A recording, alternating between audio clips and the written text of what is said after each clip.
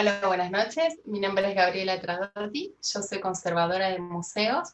Soy argentina, trabajo y resido aquí.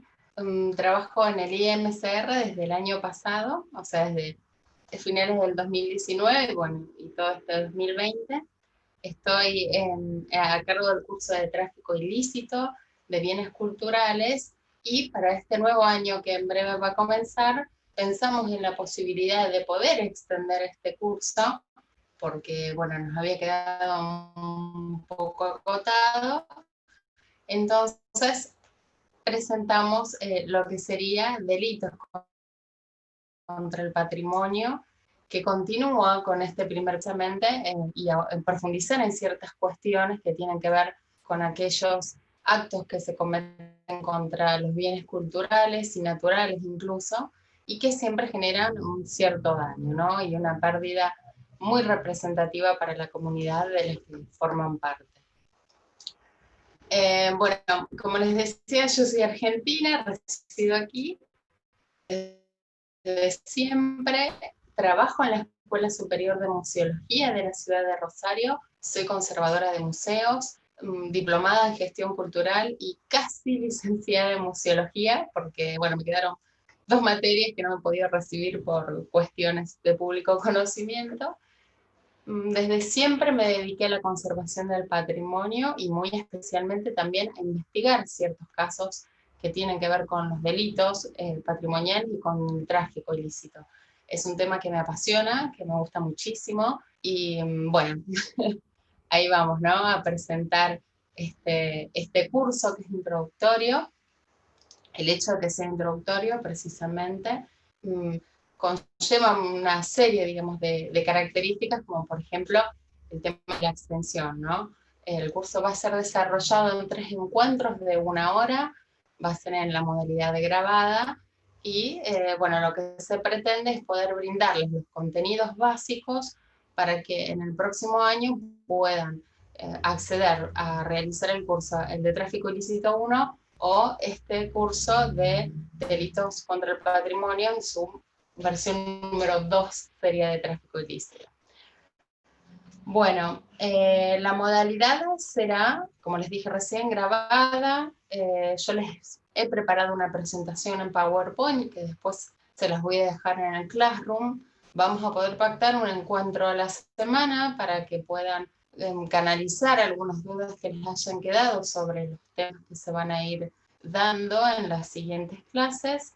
Igualmente, pueden contactarme vía mail o vía Classroom, que ahí incluso tienen mi dirección de correo personal para que puedan canalizar cualquier consulta o dudas.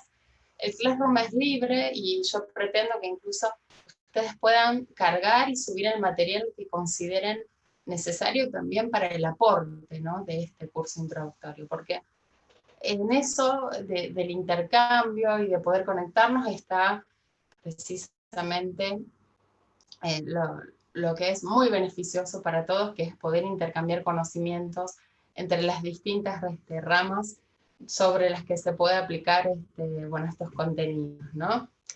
Como les decía, les he preparado este primer PowerPoint, que es un poquito extenso porque es la primera clase y bueno, tiene como muchos conceptos sobre los que tenemos que hablar, y viene acompañado también de algunos videos que les voy a subir como material complementario. O sea, yo les he preparado también un documento que se llama hoja de ruta, así muy simple, por cada una de las clases. Ahí van a poder encontrar los enlaces para cada uno de los videos que les propongo que puedan ver. Son videos relacionados a estos delitos de los que vamos a hablar. Tienen algunos que son muy cortos y otros que se explayan un poco más, pero que, bueno, todos aportan material muy interesante. También van a encontrar algunos documentos complementarios que fueron extraídos de los principales organismos que trabajan en contra del tráfico ilícito y de los delitos patrimoniales, especialmente UNESCO. Bueno, también encontrarán algunas publicaciones de ILAM, de la red ILAM, y les he cargado algunas notas de interés, algunas notas periodísticas en referencia a ciertos casos puntuales. Y para finalizar hay una actividad propuesta que consiste en, bueno, identificar. Yo subí algunas fotografías, son 4 fotografías, y en donde ustedes tienen que poder identificar a qué tipo de delito corresponden y explicarlo un poquito, o sea, justificarlo brevemente. Bueno, sin más que decirles, vamos a empezar a compartir el primer documento. Voy a parar la cámara por una cuestión de conexión y esperemos que ahí se vea perfectamente. Bien. Bueno, como les venía diciendo, este primer curso introductorio en la clase 1, lo que vamos a hablar en esta sesión es precisamente aquellos temas que les dan contexto a las tipologías de delitos contra el patrimonio. Vamos a hablar de lo que es el patrimonio común de la humanidad, el patrimonio arqueológico, paleontológico, subacuático, cultural y también natural. Vamos a ver estas distintas tipologías de pillaje, robo, daño, falsificación, y hay una categoría más que se llama expolio, que seguramente lo habrán escuchado, y como está muy vinculado, digamos, con ciertas situaciones históricas e incluso con distintas tipologías con respecto a lo que se considera delitos, vamos a tomarlo como que puede encajar en estas distintas categorías. Hablaremos también de hallazgo y sustracción clandestina, tanto en tierra como en el mar, y sobre el tráfico ilícito específicamente, porque vamos a ver que la mayoría de estos delitos derivan a la larga en lo que es el tráfico ilícito, su circulación y el mercado internacional. Para poder darle contexto a estos delitos, tenemos que entender sobre qué hablamos cuando hablamos de patrimonio, ¿no? Patrimonio son todos aquellos elementos y manifestaciones, ya sean tangibles o intangibles, producidas por el hombre y en sociedad. Recuerden que el hombre es un ser social y en ese intercambio es donde se producen precisamente estas manifestaciones que cuando son, digamos, de índole cultural y de índole intangible más que nada, muchas veces también se toman estas consideraciones y muy vinculado a lo que es el patrimonio cultural, porque esta intangibilidad necesita de un soporte material y se vuelve tangible, ¿no? Eso es un caso muy particular que lo vamos a ver más adelante. Y está constituido por aquellos elementos que son testigos de la forma en que una sociedad o una cultura se relaciona con su ambiente. El tema del ambiente es un dato no menor, que lo vamos a ver en la próxima categoría de patrimonio común de la humanidad, pero ténganlo en cuenta. Las manifestaciones y los elementos que conforman el patrimonio cultural del hombre son un reflejo de la respuesta del mismo a los problemas concretos que existen de su existencia sobre la Tierra. Entonces se define patrimonio cultural como la suma de todos los bienes culturales acumulados voluntariamente por una comunidad dada, que es obviamente la que les da un valor, ya sea histórico, artístico, y sus diferentes categorías. Y un bien cultural es determinado como tal solo cuando la comunidad lo selecciona como un elemento que tiene que ser conservado porque posee valores que trascienden su uso y su función primitiva.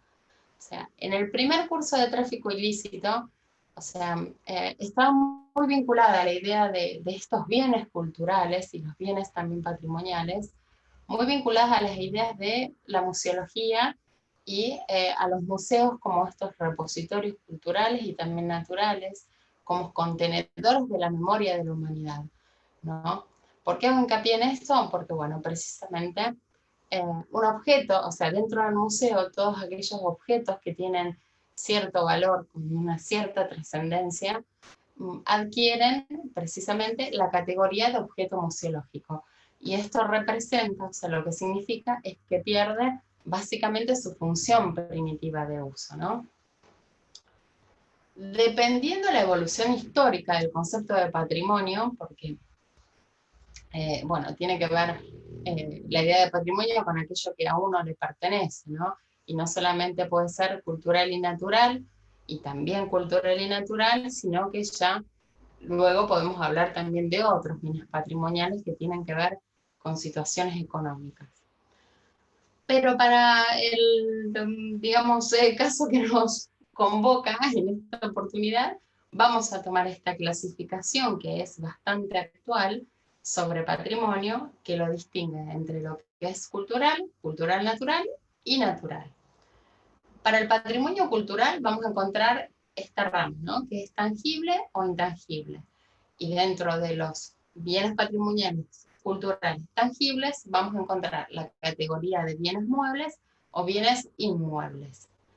Esta distinción es importante porque posteriormente vamos a ver que el tráfico ilícito se caracteriza precisamente por englobar a todas aquellas piezas patrimoniales que son de carácter mueble y que pueden ser transportadas, básicamente, ¿no? Del patrimonio natural vamos a tomar también algunas consideraciones porque, bueno, como les decía antes, el hombre vive en una naturaleza y esa naturaleza la va modificando e incluso aprende a vivir con ella, y de esa categoría nace el patrimonio cultural natural, donde vamos a encontrar no solamente todos aquellos vestigios arqueológicos, históricos, paleontológicos incluso, y paisajes naturales, sino también los bienes que pertenecen al patrimonio cultural subacuático, que es una categoría que es muy importante en el desarrollo de este tema, porque se considera, a partir de la Convención sobre la Protección del Patrimonio Mundial, Cultural y Natural, que da UNESCO en 1972, empieza a considerarse este patrimonio cultural de monumentos, conjuntos y lugares como obras del hombre, y se toma también el patrimonio natural. O sea, es la primera vez que se logra definir concretamente qué es el patrimonio. Y a través de estas dos definiciones, donde se logra, digamos, determinar cuáles son aquellos bienes que tienen un valor excepcional desde el punto de vista de la ciencia, de la conservación, de la técnica, de la materialidad e incluso también de la belleza natural, es que van a ser esta concepción del patrimonio cultural mundial o patrimonio común de la humanidad también. Patrimonio cultural, bueno, ahí me confundí en lo que escribí, pero bueno, se entendió.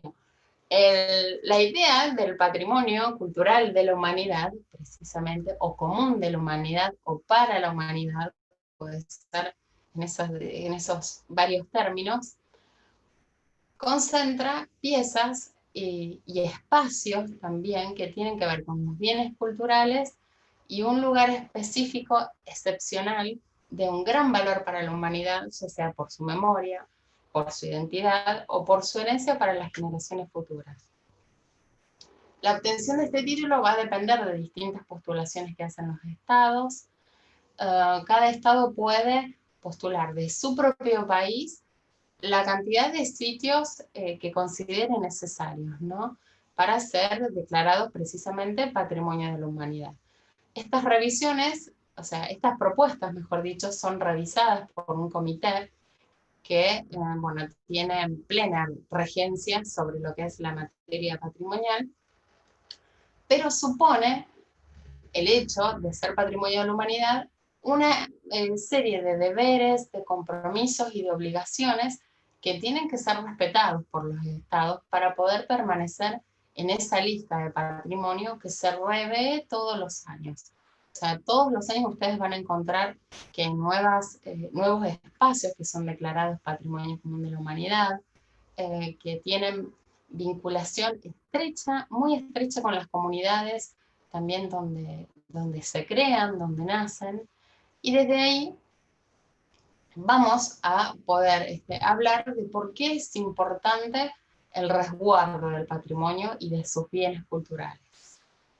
Y llegamos a la idea de que los bienes que conforman este patrimonio, ya sea cultural, natural, subacuático incluso, tienen entre sus principales características las de ser irrecuperables, irreemplazables e incluso únicos, y que constituyen recursos que son insustituibles e invalorables.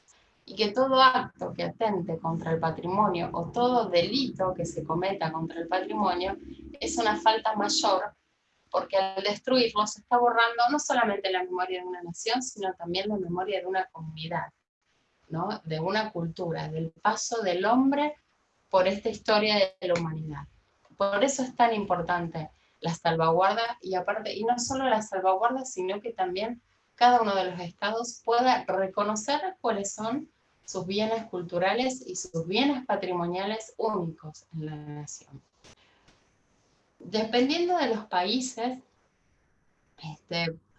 y más que nada, bueno, como según la legislación que vayan tomando y la importancia también en el resguardo del patrimonio, vamos a encontrar que cada estado designa cuáles son las categorías más importantes e incluso los bienes de interés cultural para su estado. Y esos son los que van a gozar, digamos, de una protección especial a través de un ordenamiento jurídico. Cuando hablamos de los delitos, nos referimos precisamente a una infracción o a una conducta que va en contra de este ordenamiento jurídico y que por lo tanto, y uno supone que se van a tomar medidas que son, digamos, sanciones también y penas que se van a tomar según cada caso y según el tipo de daño que generen en ese patrimonio. Hablar de un ordenamiento jurídico hace presuponer, obviamente, que estos bienes se encuentran, mejor dicho, bajo sería una atmósfera jurídica de protección, que es a través del derecho internacional y a través del derecho en todas las naciones según sus leyes. Por eso vamos a contar que para aquellos bienes que son de un Estado, están protegidos por las leyes nacionales, pero para aquellos bienes que son, por ejemplo, declarados Patrimonio Común de la Humanidad, no solamente están dentro de las jurisdicciones nacionales por encontrarse en ese territorio, sino que también gozan de la protección internacional, porque precisamente es una categoría mayor que los engloba. Dentro de los delitos podemos encontrar el daño, el pillaje y el vandalismo, el robo y el hurto, las falsificaciones y el tráfico ilícito. Están separados en estas categorías porque según cada país y según cómo se entienda el término que se va a emplear, tienen bastantes similitudes. Aquí en Argentina, por ejemplo, no se usa el término pillaje, pero bueno, en la mayoría de los países centroamericanos sí. Aquí se nos entiende como que es un acto de vandalismo, sencilla y simplemente. Y en esta categoría de daño o de vandalismo o pillaje, vamos a encontrar aquellos bienes culturales que son deteriorados o destruidos de una manera total o parcial. Se caracteriza por ser difícil de percibir. O sea, con esto quiero decir que por lo general uno no se da cuenta de que ese daño se ha cometido o ese acto vandálico se ha cometido si no realiza una inspección visual, ¿no? Por ejemplo, en los museos o en las galerías o incluso en los parques. Generalmente no se suele ver cuando se está cometiendo ese daño, sino que uno se da cuenta cuando un día decide mirarlo o cuando se encuentra una rutina establecida, por ejemplo, en los museos, donde se hace todo el chequeo del estado de conservación de las piezas y en esa recorrida de rutina se detecta el deterioro en alguna de las piezas. El hecho de que no se detecten en el momento implica que no hay un proceso judicial en la mayoría de los casos, salvo que se encuentre filmado y que se haya podido dar con la persona, pero a pesar de esto, sí se encuentra tipificado en la mayoría de las legislaciones que lo toman como un daño hacia el patrimonio. Y se puede manifestar, y esto es muy importante, en dos modalidades. A través de la violencia, que ahí incluiría el vandalismo, o a través de la negligencia. Cuando hablamos de la negligencia, voy a volver a la pantalla anterior, es importante destacar que la negligencia viene por una cuestión de que es intencional o no. O sea, ¿hay un dolo o no? Es como los homicidios, puede ser culposo o doloso, tuvo la culpa pero no la intención. Y muchas veces sucede, por ejemplo, en las instituciones culturales, que el hecho por ejemplo, voy a poner un ejemplo, ¿no? De no tomar las precauciones necesarias, no establecer un procedimiento ante emergencias, eso hace que se destruya el patrimonio. Eso sería una negligencia.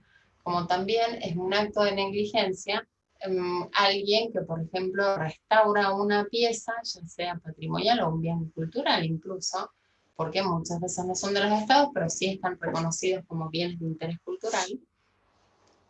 Si yo, por ejemplo, entrego una pintura a alguien que la restaure y esa persona no sabe hacerlo o no puede resolverlo, es un acto de negligencia el realizarlo y realizarlo mal. O sea, ¿por qué? Porque muchas veces esas medidas que se toman o esas acciones de intervención de restauración afectan al patrimonio. Y si uno no sabe hacerlo o no está capacitado, bueno, ese es un daño a través de la negligencia con respecto al patrimonio. En los casos de pillaje, lo que está como clasificado dentro de lo que son los países latinoamericanos, más que nada, e incluso también en España se toma mucho este término, están dentro de la categoría de daño y se refiere a los robos o saqueos realizados con violencia, aprovechando un descuido o la falta de defensa. Se suele dar en el caso de catástrofes o tumultos, o por ejemplo cuando hay historia política.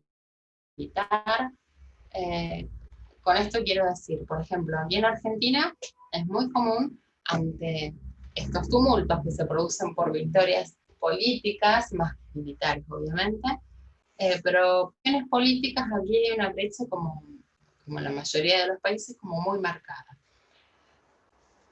Cuando se crean manifestaciones, la mayoría de las veces se atenta contra el patrimonio. Y acá no estoy hablando sobre si está bien o está mal, sino que al contrario, o sea, por una cuestión de legislación vigente, atentar de esa manera contra el patrimonio, ya sea con escritos, o por ejemplo, rompiendo un estatus, escribiéndola de la manera que fuere, eso es un delito. ¿Por qué? Porque atenta contra la integridad del patrimonio. Por ejemplo, en el caso de conflictos, no conflictos armados, perdón, cuando hay catástrofes naturales, muchas veces los sitios patrimoniales suelen quedar bastante como despojados de los sistemas de seguridad, ¿no? Obviamente, ante una catástrofe siempre es importante la vida humana y hace que los recintos que custodian el patrimonio precisamente queden un poco a la buena de Dios. En esas situaciones es donde se producen estas cuestiones de pillaje que tienen que ver con el robo y la sustracción de ciertos bienes culturales durante conflictos armados, pero ahí ya entra en otra categoría, vamos a buscar un intencionalismo o de pillaje o de una negligencia, pueden ser pintadas, inscripciones, pegar algún cartel o formas de expresión que afectan edificios, calles y los espacios naturales y también culturales, ¿no? Y que también se pueden dar dentro o fuera de los recintos, afectando directamente a los bienes culturales. Y estas suelen considerarse como formas particularmente destructivas porque generan inmediatamente efectos adversos sobre los bienes que inciden en el estado de conservación.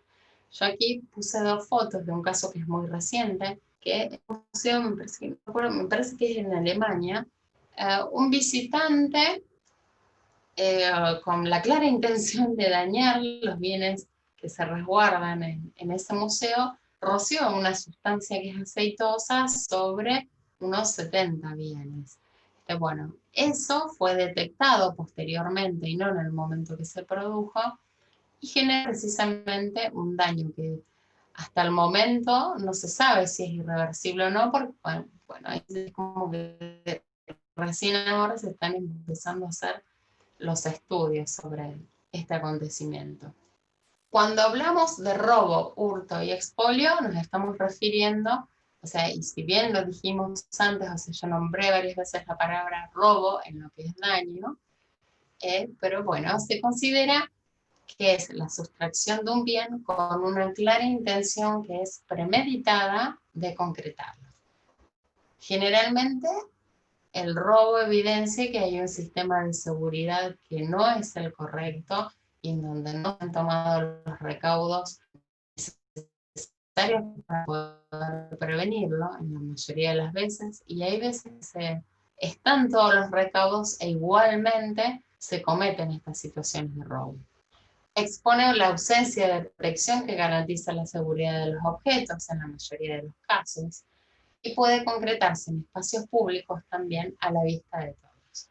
Yo, bueno, siempre comento un caso que no fue el robo sobre un bien patrimonial, pero fue como bastante similar en una inauguración, o sea, en uno de los museos de aquí de la ciudad, se suelen hacer, cuando todavía estaban abiertos, se solían hacer inauguraciones de las exposiciones con un pequeño vernizaje para los artistas, incluso también el público podía participar.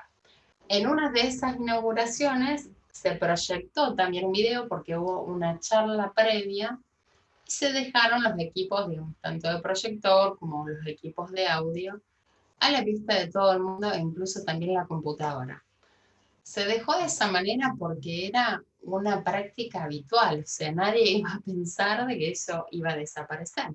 Y bueno, y así fue como en plena inauguración, quien estaba encargado de esos equipos, bueno, detectó que ya no estaban, o sea, y cuando la gente, digamos, de seguridad se puso a verificar las cámaras, se veía claramente como alguien se hacía pasar por alguien del equipo, o sea, como dueño del equipo de sonido y de audio y de video, y se lo llevó, guardó la computadora, guardó el proyector, guardó no sé qué otro minículo, y se lo llevó. Y ese robo se concretó precisamente en un espacio público a la vista de todo el mundo y nadie lo detectó. ¿Por qué? Porque era una práctica habitual dejar los equipos en esa situación.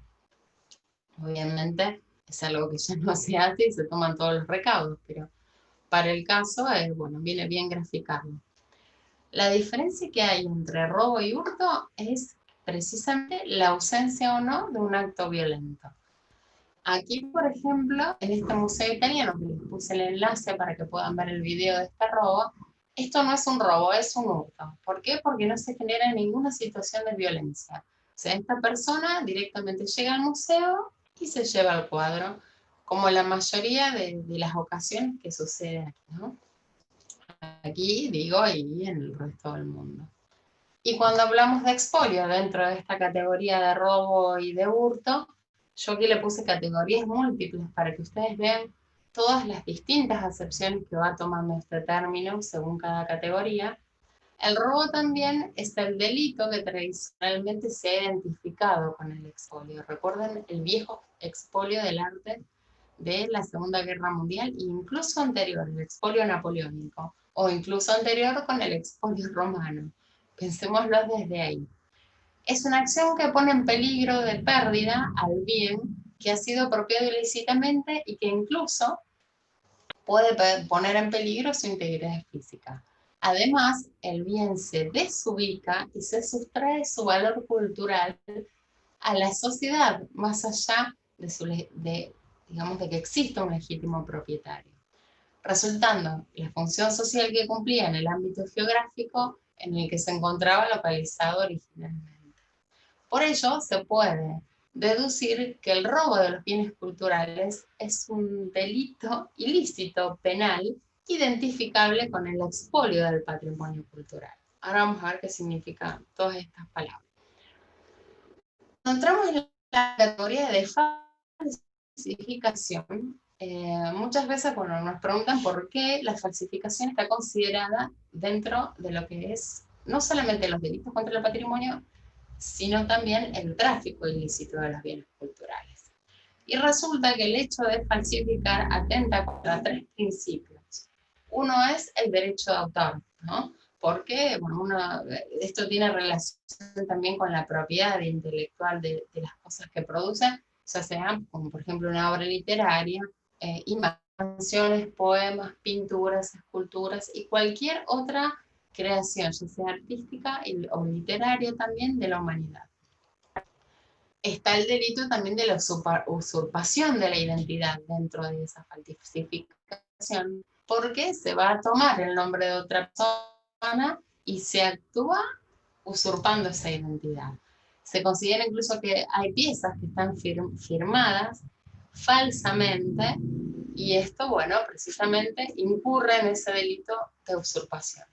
Y se genera también un delito de estafa porque hay un engaño en tratar de vender las piezas, ya sean auténticas o no, y la mayoría de las veces no lo son, y donde se engaña precisamente a aquel comprador de buena fe que intenta, digamos, ilícitamente o no, tener una pieza, un bien cultural, e incluso también hay estafa cuando se falsifican los papeles que tienen que ver con la procedencia y con el demostrar también la autenticidad de esa pieza, ¿no?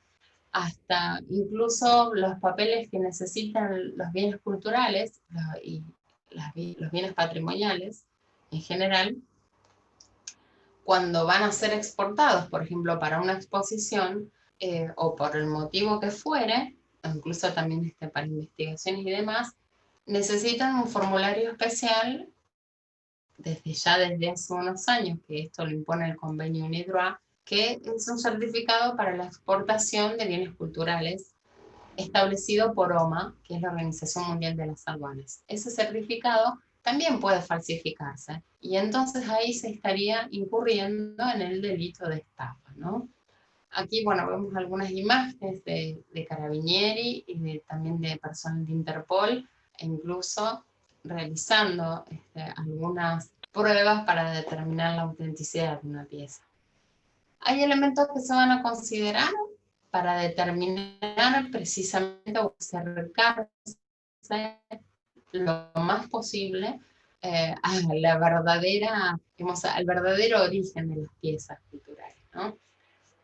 Y en donde se va a estudiar la trazabilidad, que tiene que ver con una genealogía de la pieza, o sea, es de dónde proviene, ¿no?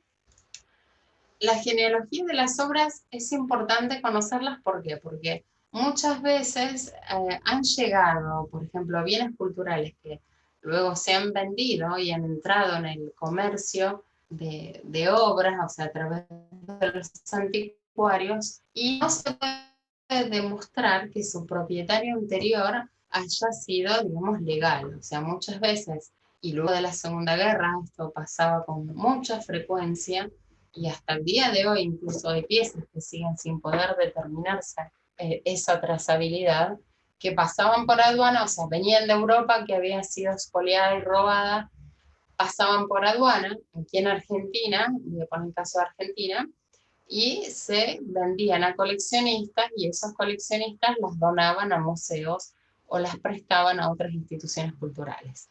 Y una forma de poder establecer esa trazabilidad es a través del inventario y del registro, ya sea bueno, el registro en las instituciones culturales como el registro que se hace con la propiedad privada, ¿no? Y la presencia de esas piezas en catálogos, ya sea catálogos razonados o catálogos, por ejemplo, de artistas, le daba una cierta, digamos, legitimidad a esa pieza, ¿no? Le daba un prestigio el hecho de que apareciera en un catálogo. Hay muchísimas piezas de las colecciones de los principales museos de arte decorativo aquí en el país, donde no se puede demostrar esa trazabilidad, donde se han quemado papeles, han desaparecido, nunca nadie los ha reclamado ni nada, y tampoco se han investigado, en muchas ocasiones también debo decirlo, y bueno, tiene que ver precisamente con esto, en donde no se puede establecer la procedencia anterior de ese bien. Y el hecho de registrar la procedencia viene desde muchísimos años, desde el origen del coleccionismo, incluso, ¿no? Por eso, bueno, es tan importante poder establecerlo. Sería como la genealogía, o sea, uno tiene su árbol genealógico por detrás, y bueno, sería el árbol genealógico de las piezas. Está también la presencia en los catálogos, como les dije recién, el análisis visual que se va a hacer de las piezas, las fotografías con la técnica infrarroja y con rayos UV, e incluso el análisis, perdón, con rayos X, y también el análisis con ultravioleta, con rayos ultravioleta. Eso va a poder determinar, bueno, si existe algún patrón en diseño, o si existe, por ejemplo, algún dibujo que haya quedado debajo de la superficie visible o del espectro visible, perdón, me trabé, de la pieza, y eso permite ver también sus arrepentimientos o la técnica que usó el artista, porque se considera incluso que las falsificaciones no suelen tener ni arrepentimientos ni un boceto previo, ¿no? Sino que se desarrollan en el mismo plano y de una sola vez.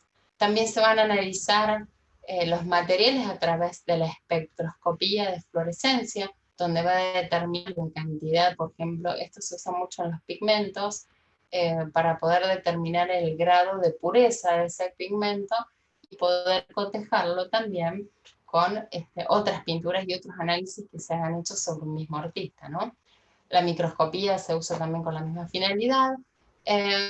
Determinar la datación de los componentes de la pintura a través de la técnica del carbono 14.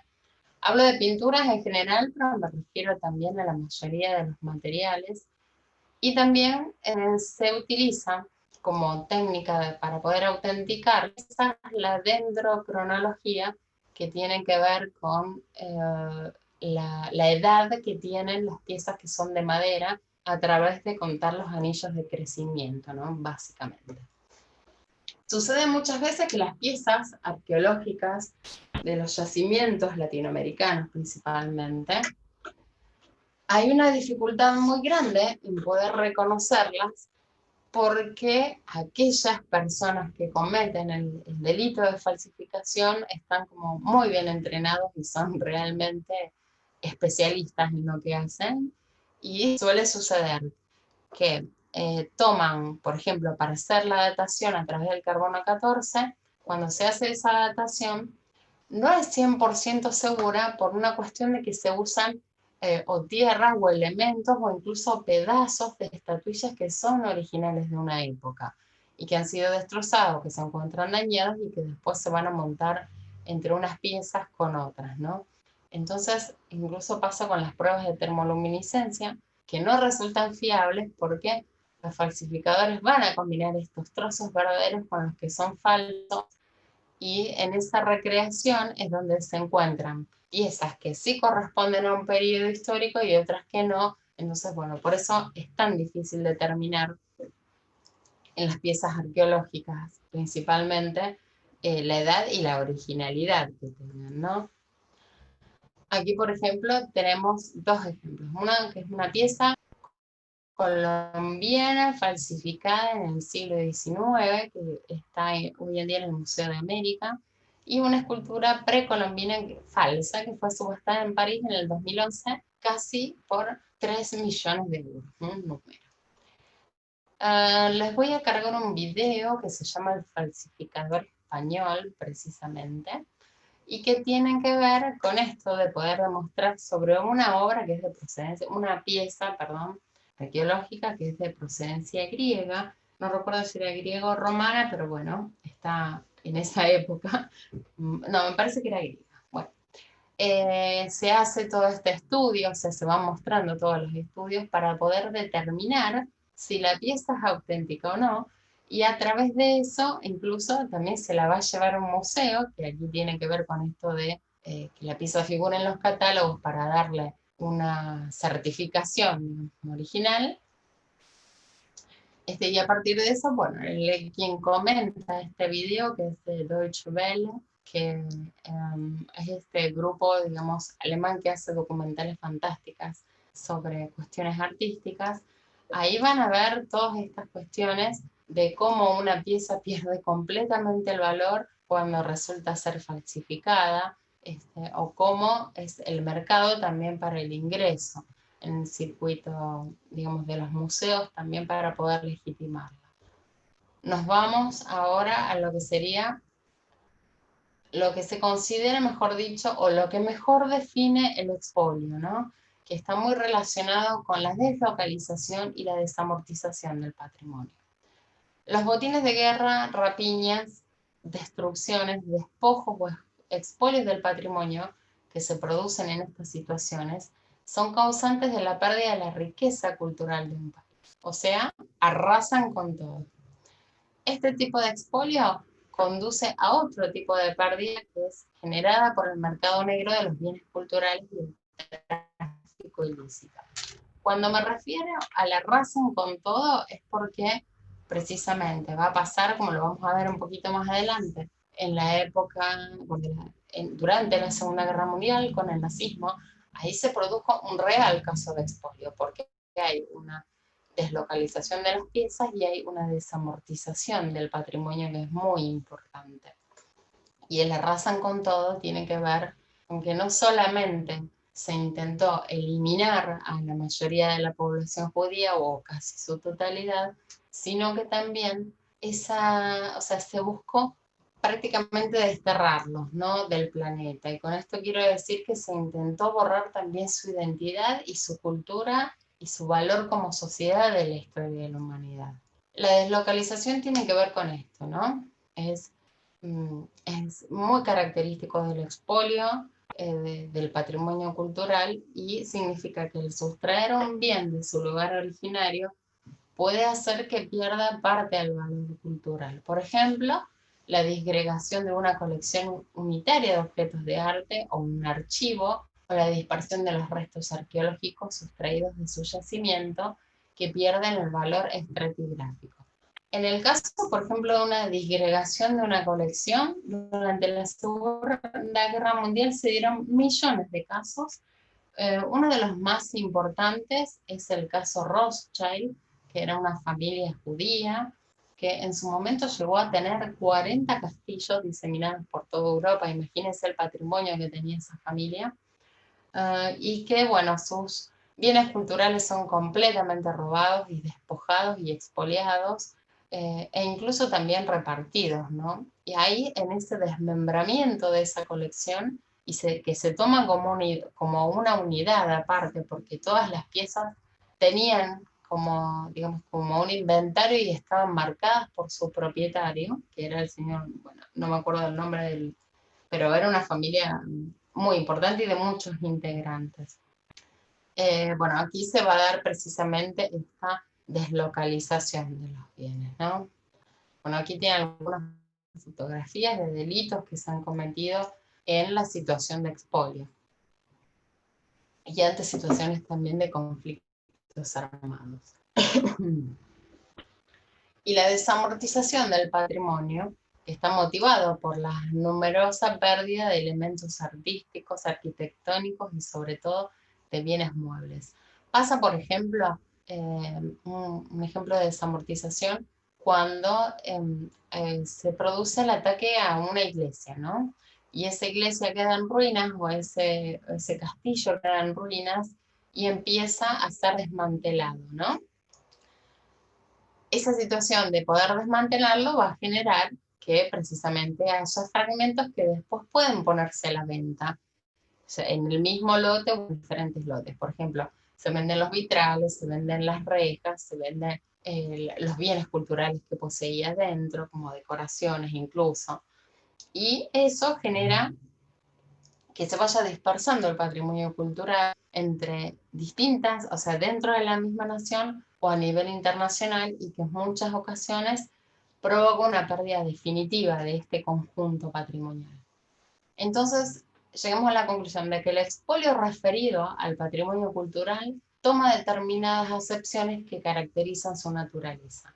Por eso, si antes se hablaba de expolio, por ejemplo, referido al daño y referido al robo, aquí la clasificación de expolio toma precisamente la pérdida de la propiedad o de la posesión resultante tanto de una pérdida de la libertad individual de disposición del bien como de una pérdida de la libertad colectiva de disfrute sobre este bien, ¿no? Por parte de terceros. O sea, con esto quiero decir que cuando uno pierde esa propiedad, puede ser de manera como individual, o sea, yo pierdo mis propios bienes, o esta comunidad a la que yo pertenezco, y de manera colectiva, todos perdemos este bien cultural, ¿no?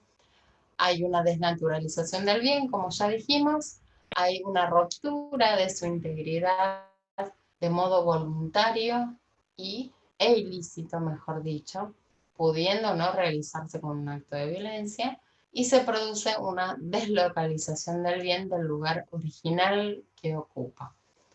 Hoy en día, por ejemplo, con todo lo que está pasando en el Medio Oriente y demás, se producen también estas situaciones de expolio. O sea, no solamente tienen que ver históricamente con aquellas situaciones de posguerra, sino que hoy en día vivimos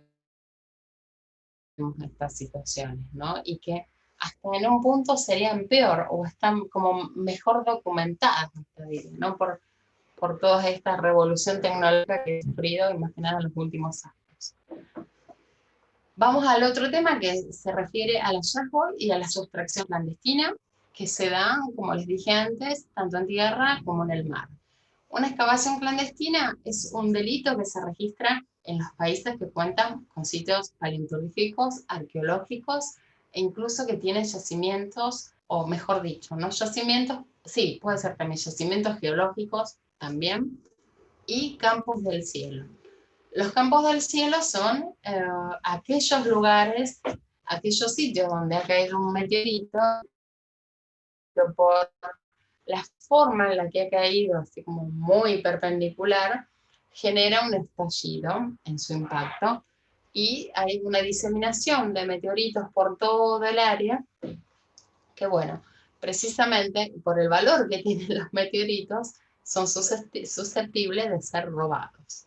Les parecerá que no, pero bueno, aquí en Argentina, o por ejemplo, bueno, en África, en Chile también hay bastantes campos del cielo, o al menos hay campos del cielo que están identificados con un meteorito muy grande, con una formación digamos, como muy grande, pues distintas piezas, bueno, esos campos del cielo, por más que estén protegidos a nivel internacional y con legislación también de esos estados de los que forman parte, son la mayoría de las veces saqueados de manera clandestina. Todos aquellos bienes que se encuentran en el suelo pertenecen al Estado. O sea, es el Estado precisamente quien está encargado también de velar por su conservación y por su preservación, ¿no? Y en el caso de las excavaciones ilegales, tienen semejanza con el delito de daño, porque implica la destrucción del sitio y la separación de las piezas originales de su lugar de origen. Los saqueos de los objetos considerados testimonios de una cultura provocan un daño que es irreparable. Les he subido un breve video que es de una situación real de saqueo. O sea, yo este video lo encontré a través de Facebook en un grupo que es... Y bueno, suben este video, que es un enlace que incluso van a ver que hay 2 videos muy cortos. Es realmente indignante ver esa situación, pero bueno, sirvió posteriormente como prueba ante un juicio que se hizo, ante una demanda legal, como prueba precisamente de la desprotección que sufren estos sitios, ya sea por desconocimiento o por falta, digamos, de la presencia del Estado, ¿no? El saqueo a las excavaciones consiste precisamente en la alteración ilegal de un sitio arqueológico o paleontológico mediante cualquier actividad sobre él. Involucra 2 elementos, que es el daño y el robo. Acuérdense de que el robo se produce con respecto, digamos, al delito que va en contra de la legislación de ese Estado, y el daño se ocasiona precisamente porque hay un deterioro de toda esa zona y todo ese yacimiento donde no se respeta, digamos, ni el pasado ni los elementos, o pasa incluso también en Egipto. O sea, ahora que hay un boom por bueno, volver a encontrar todos estos sarcófagos que se sacan a la luz prácticamente en tiempo real y en donde pareciera que que bueno, es casi como un saqueo, ¿no? Porque, por una cuestión de que no se están respetando los tiempos lógicos de, de poder, digamos, conservar esa pieza en ese medio ambiente, de todos los recaudos necesarios que hay que tener, hasta que yo creo que se han destruido sitios enteros por poder retirarlos así como de esa manera en vivo, ¿no? Y la destrucción del sitio en los yacimientos arqueológicos tiene que ver con que los objetos están aislados de ese contexto y la falta de información de su origen los transforma frecuentemente en objetos inútiles desde la perspectiva del conocimiento. O sea, el tráfico ilícito y, por ejemplo, estas situaciones de saqueo y de excavación generan que esas piezas prácticamente no tengan una validez, porque no se puede certificar y no se puede estudiar realmente de dónde provienen en la mayoría de los casos. Las excavaciones y los saqueos se pueden dar por un descubrimiento casual, por un saqueo causado por turista, que sería el saqueo hormiga, o también incluso entra dentro de lo que es el saqueo a pequeña escala, pero el saqueo causado por turistas van a ver que es algo que es súper común y se genera, digamos, a lo largo y ancho del globo, y hay un caso que les he subido una nota periodística, que es muy cómica y muy interesante, que relata sobre una persona que en un momento o sea, se llevó un par de piezas, piedritas, digamos, del sitio arqueológico en Pompeya. Y bueno, esta persona relata que le ha traído mucha mala suerte, como acá también se evidencia, o sea, me quedé pensando porque se evidencia la carga simbólica que tiene ese lugar, ¿no? De lo que representa también simbólica y culturalmente. Es muy linda la nota, léanla porque la verdad que vale la pena. Y otro de los tipos de saqueos, el saqueo a gran escala o profesional, donde, bueno, precisamente se generan estas situaciones en grandes localizaciones regionales que muchas veces tienen un difícil acceso y eso evita que haya un control, que haya un seguimiento, ¿no? Por parte de quienes tienen que hacerlo, quienes tienen que resguardar el patrimonio. Aquí en Argentina está la ley 25.743, que es sobre el patrimonio cultural, arqueológico y paleontológico, y ellos lo que hacen es emitir estas fichas, digamos, o sea, en los lugares turísticos y también en los hoteles y en las universidades cercanas a donde están estos sitios arqueológicos, para saber qué es lo que hay que hacer en el caso de que se encuentre algún vestigio arqueológico o alguna pieza también paleontológica o arqueológica. Vamos ahora a los hallazgos en el mar. Como les decía, el tema del hallazgo marítimo tiene una clara barrera a partir del año 2001, que es donde precisamente se va a establecer una legislación, no una legislación, es la Convención sobre el Patrimonio Cultural Subacuático, que va a tomar una trascendencia internacional para poder resguardarlo. Antes del 2001 sucedía como pasaba con el viejo derecho de predación romano, que el que se lo encontraba se lo quedaba. Esto implicó durante muchísimo tiempo que haya compañías como por ejemplo Odyssey, que han realizado expediciones, incluso también han entrado en contacto y han establecido convenios con diferentes gobiernos para poder realizar estas búsquedas, hallazgo y posterior extracción de esas piezas. Esto sucedía principalmente, como les dije, antes del 2001. A partir de que existe esta Convención sobre el Patrimonio Cultural Subacuático, ahí vamos a ver que empieza a pensarse y a resguardarse este tipo de patrimonio, porque se considera que es un patrimonio común de la humanidad. Todo aquello que se encuentre bajo el agua y que haya estado más de 100 años sumergidos, entre otras características, va a contar, digamos, con esta clasificación especial de ser patrimonio común de la humanidad. Y por lo tanto tiene que resguardarse no solamente aquellos bienes que se encuentran bajo el mar, sino también el entorno, porque, bueno, precisamente hacen a ese, digamos, hallazgo. Van a encontrar también como recurso uno de los videos de esta primera clase que habla sobre, digamos, no quiero decir desmantelamiento, ¿no? Pero sobre ciertas situaciones en las que se ha presentado esta compañía Odyssey, ¿no? Que busca tesoros, son tesoros, cazadores de tesoros, mejor dicho, en las cuestiones, bueno, por ejemplo, subacuáticas y cómo son, mejor dicho, los convenios y los tratados que existen con respecto a otros estados para poder realizar estas actividades. Incluso, lo vamos a ver un poquito más adelante, la protección del patrimonio cultural subacuático no solamente tiene que ver con una cuestión de hacer, por ejemplo, grandes buques y grandes tesoros, sino que está íntimamente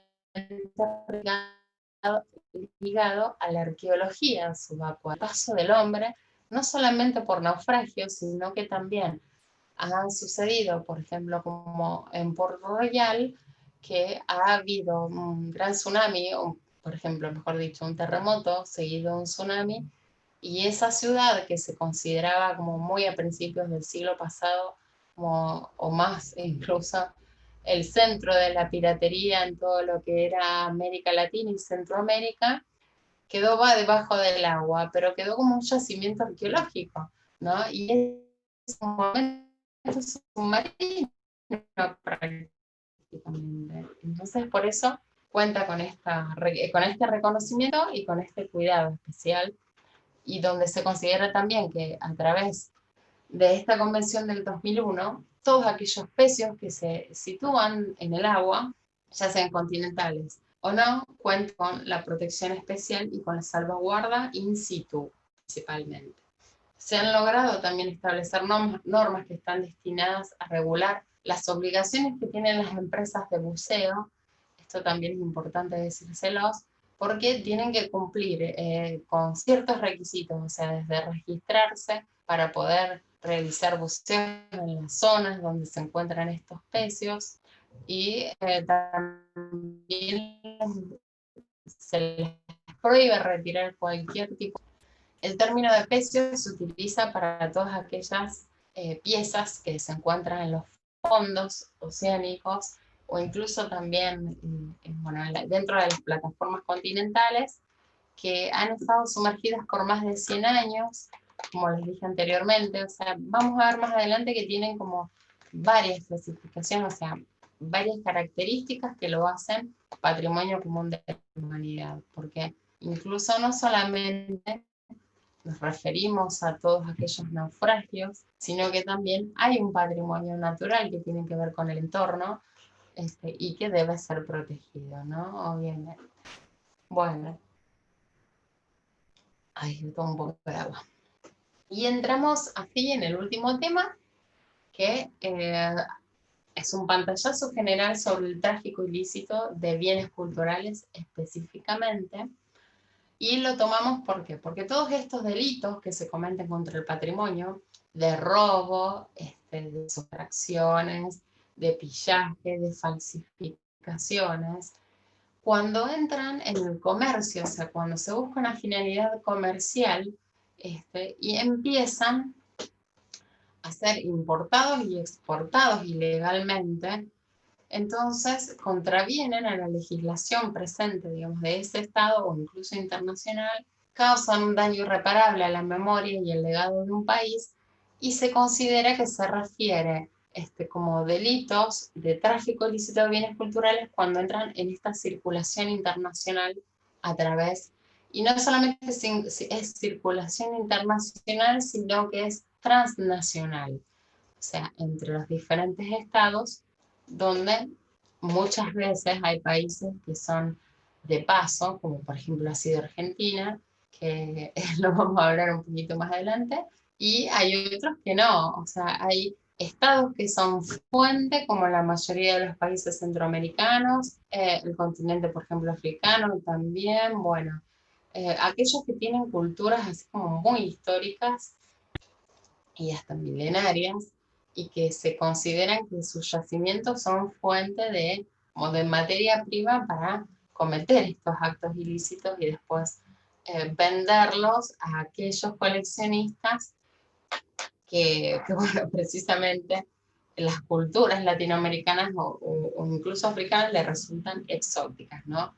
Con esto quiero decir que, como lo vamos a ver en el convenio UNIDROIT, hay dos grandes bloques que tienen que ver con esto del tráfico ilícito, porque hay países que son proveedores de estas materias primas y hay países como por ejemplo Estados Unidos o los países europeos donde se encuentran los grandes compradores de todos estos materiales extraídos de los yacimientos arqueológicos, paleontológicos o incluso también de obras robadas, o sea, de obras realmente que han sido robadas y después vendidas en otras naciones.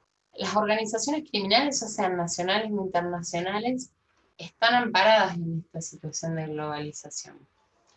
Y el tráfico ilícito de los bienes culturales muchas veces se asocia a otros tráficos, por ejemplo, el tráfico de armas, el tráfico de drogas. O sea, las piezas patrimoniales que tienen un valor cultural tienen un costo monetario, un valor monetario que es muy alto. Y muchísimas veces, y hay millones de ejemplos, se las ha utilizado para el blanqueo o el lavado de dinero, y por eso también se las asocia a otras organizaciones criminales, ¿no? Cuentan con capacidad de movimiento, de tecnología y de comunicación. El ilícito penal traspasa las fronteras y se reparte por las zonas geográficas, que es esto que les vengo diciendo, que, por ejemplo, Argentina históricamente se ha considerado un país de paso, pero porque tiene una frontera, bueno, primero porque no hay mercado, o sea, no hay un mercado, o al menos es muy limitado el mercado, digamos, comprador. También el mercado, digamos, de materia prima, ¿no? Le pongo el rótulo de mercado de materia prima, pero bueno, ustedes entenderán a qué me refiero, ¿no? Con respecto a las posibilidades de extracciones.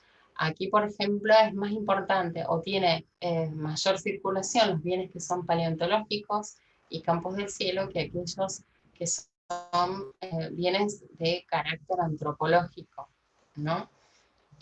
Pero sí es un país de paz. Tiene una frontera que es tan extensa, incluso en el norte del país hay pasos fronterizos que cuando baja al río uno puede atravesar el río como si fuera un arroyito caminando y en donde no hay un control.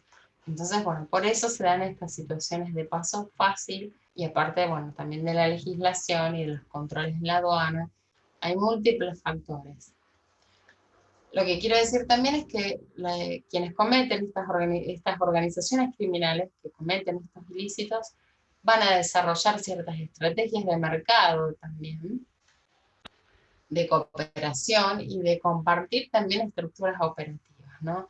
Muchas veces, no nos olvidemos que dentro de los bienes culturales o de aquello que parece una réplica o una falsificación, viene adentro rellena con droga. O sea, por eso también el tema de compartir las estructuras, no solamente operativas, sino las estructuras físicas de transporte, ¿no?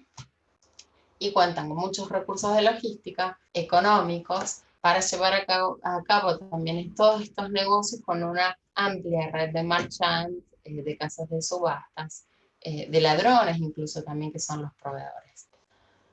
El tráfico ilícito se manifiesta de esta manera, en las excavaciones ilícitas, en la importación y la exportación ilícita de los bienes culturales, en la transferencia ilegal de la propiedad de los bienes culturales, como la venta, la compra, la asunción de la deuda hipotecaria, por ejemplo, intercambios, donaciones o legados que se han hecho con muchas colecciones. También se manifiesta en el robo en museos, en monumentos, en sitios de carácter religioso y en otros lugares de conservación, ya sea públicos o privados. O sea, con lugares de conservación nos referimos a todos aquellos sitios donde se resguarda patrimonio, ¿no? Que no solamente son museos en muchas ocasiones, sino que también pueden ser instituciones, por ejemplo, instituciones propias del Estado, que siempre tienen, digamos, en sus edificios, en sus oficinas, como de manera decorativa, piezas que son de interés cultural para la nación, ¿no? También se manifiesta a través de las falsificaciones y de los bienes culturales falsos y su comercio, la producción, el intercambio y la utilización de los elementos de falsificación y documentos de falsificación. Un poco lo que resumen el mercado del arte y de las falsificaciones y de los bienes culturales es este collage muy lindo que se ha realizado. La circulación y el mercado internacional tiene que ver con que existe una oferta y una demanda, precisamente, y con que al mismo tiempo existen compradores y coleccionistas de arte que necesitan de obras y de nuevos objetos para su colección. O sea, la ambición de un coleccionista nunca se termina, o sea, siempre quiere una pieza. Es una cuestión, digamos, como, bueno, es muy particular, ¿no? Pero, bueno, no vamos a hacer todo un estudio psicológico, pero tiene su motivación el hecho de poder coleccionar y de tener aquello que uno no puede tener, otro no puede tener, mejor dicho. Finalmente, bueno, todo este sistema se transforma en este mercado clandestino del arte y lo que yo siempre digo es, y lo digo por experiencia propia de que lo he visto en muchas ocasiones, de que el tráfico ilícito de los bienes culturales es un delito que no resiste las generaciones en la mayoría de los casos. ¿Por qué? Porque si yo tengo, por ejemplo, una colección de 10 pinturas de Da Vinci, por decirlo de alguna manera, tal vez a mi hijo no le interesa. Y mi hijo va a ver en esas pinturas, posterior a mi muerte, una posibilidad, digamos, de mercado y de comercial y bueno, y de intereses económicos que para mí yo no los veo de esa manera. O sea, por eso siempre digo que no resiste generaciones. Y vamos a ver después en sucesivas clases cómo el convenio individual también demuestra esto, ¿no? Después les voy a decir por qué.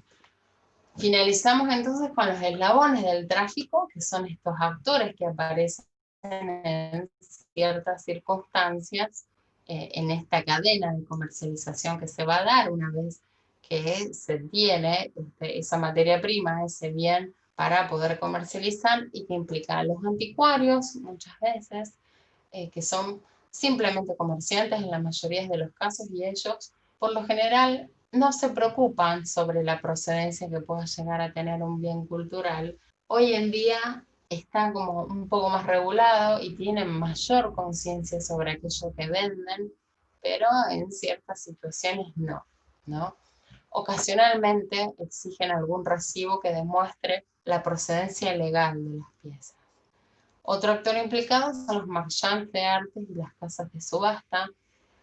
Recordemos que es común, es muy habitual poder encontrar en casas de prestigio internacional incluso, ¿no? Que se van a subastar piezas donde no tienen, digamos, una procedencia clara y concreta.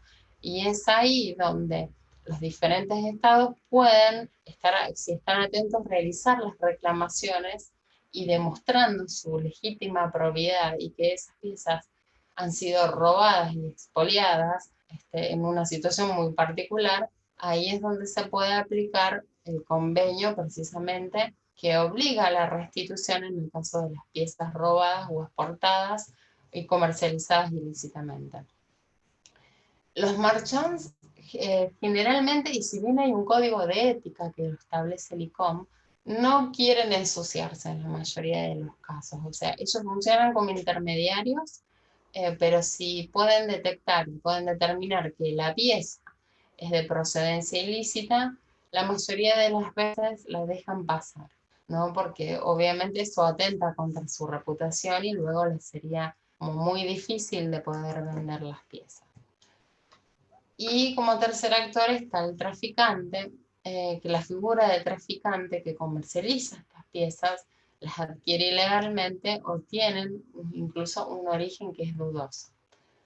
Está también el problema de las falsificaciones y, bueno, incluso muchas veces estos traficantes suelen volverse bastante especialistas en el tema de la falsificación y de poder determinar qué son originales o no.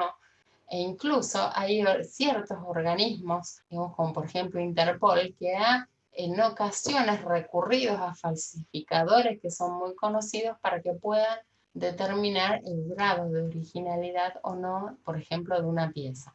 Esto se utiliza en ciertas situaciones. Hay un libro que es muy lindo que se llama Arte y Falsificación en América Latina y que precisamente relata todos estos casos, bueno, donde se han hallado piezas falsas de colecciones de renombre que han sido, bueno, tiradas por el piso porque la mayoría de las piezas son falsas o en su totalidad incluso. Libros de Daniel Schavelson, después se los voy a cargar en Classroom por si les interesa leerlo. Yo se los recomiendo porque es un libro que es muy esclarecedor en ciertas situaciones. Las principales causas entonces del tráfico ilícito son la codicia humana, las políticas culturales muchas veces, la carencia de leyes y más que nada su aplicación, el desconocimiento de un Estado y de una ciudadanía, digamos, o sea, de quienes comparten y viven y generan el patrimonio. O sea, hay un desconocimiento sobre lo que es el patrimonio y sobre el desconocimiento de aquellos bienes de importancia y de un interés muy fuerte para un Estado.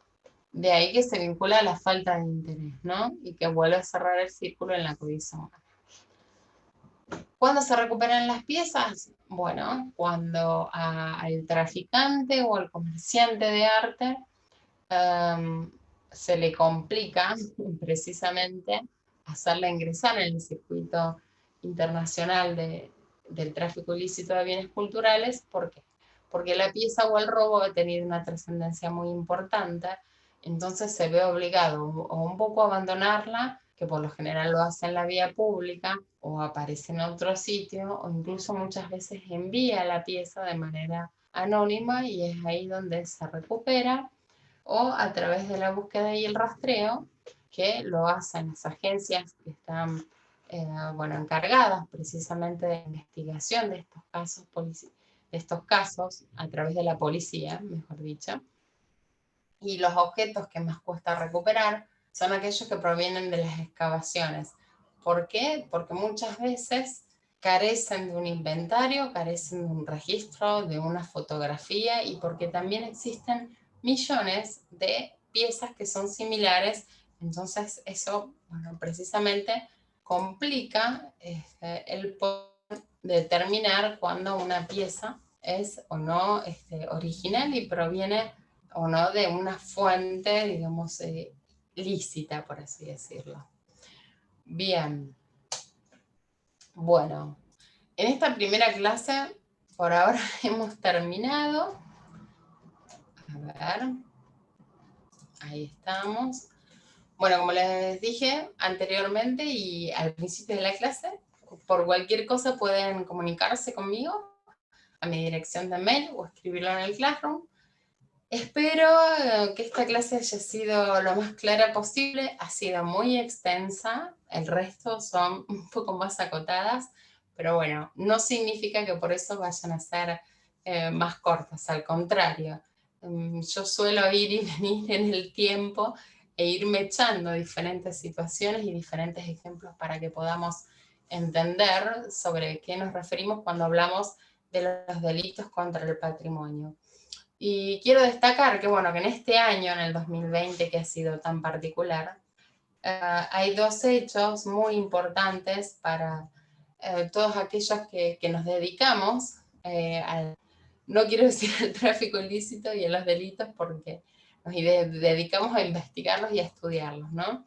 Y tiene que ver precisamente con que UNESCO este año cumple 75 años, y no es un hecho menor, que después les voy a cargar un video que es muy emotivo, que es sobre la declaración de la carta, digamos, fundamental de la UNESCO, y también porque aquel convenio de los años 70 que habla sobre la protección del patrimonio cultural y sobre la prevención sobre el tráfico de los bienes culturales y patrimoniales, este año cumple 50 años.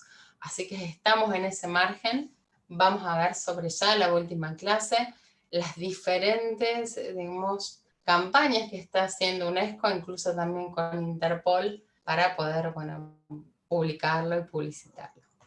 Bueno, espero que haya sido una linda clase y que haya sido de su agrado, y nos vemos en la segunda clase. Ante cualquier consulta, por favor, no duden en escribirme. Muchas